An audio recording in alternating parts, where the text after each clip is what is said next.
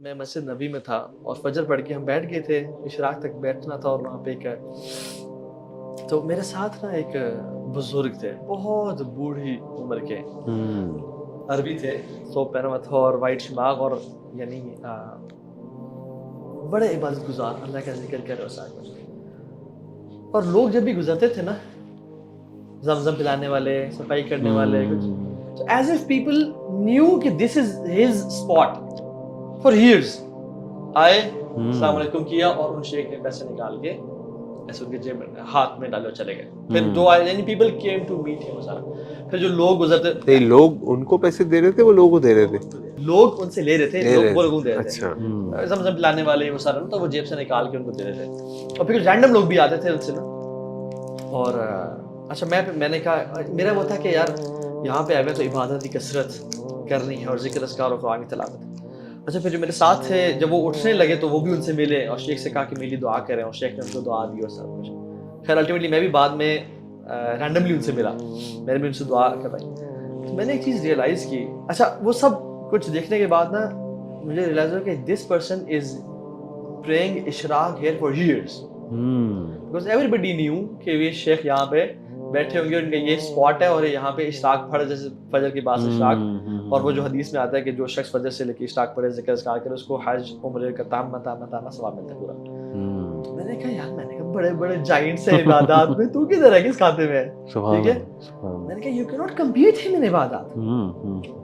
میں بڑا یعنی میں نے کہا میں بڑا تھوڑا سا ڈس اپوائنٹ سا ہوا کہ میں نے کہا I cannot compete these people. یار there are people in Masjid Nabi who have been praying Ishraq and Tahajjud and what not for years man. تو کس کھاتے میں آتا ہے, تو ان سے مقابلہ کرے گا, let alone the سلف صالح and صحابہ.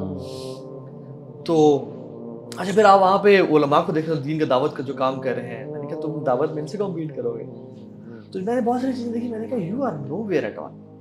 پھر میں ابن قیم الجوزی رحمہ اللہ کا جو ہے نا مجھے اسٹیٹمنٹ یاد ہے, تو انہوں نے سبحان اللہ کہا کہ میں نے اللہ سے نا قریب ہونے کی کوشش کی تھرو صلاح, تھرو باب الصلاح. اور جب میں اس دروازے پہ پہنچا تو میں نے دیکھا رش کثیر لوگوں کا اور بھرا ہوا دروازہ. پھر میں نے صدقہ کے دروازے پہ گیا اللہ کے قریب ہونے کے لیے, اور دیکھا رش ہے عوام الناس کا.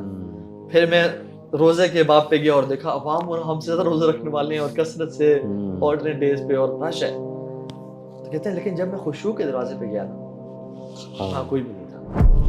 And that was the closest to Allah subhanahu wa ta'ala, the most shortest to Allah subhanahu wa ta'ala.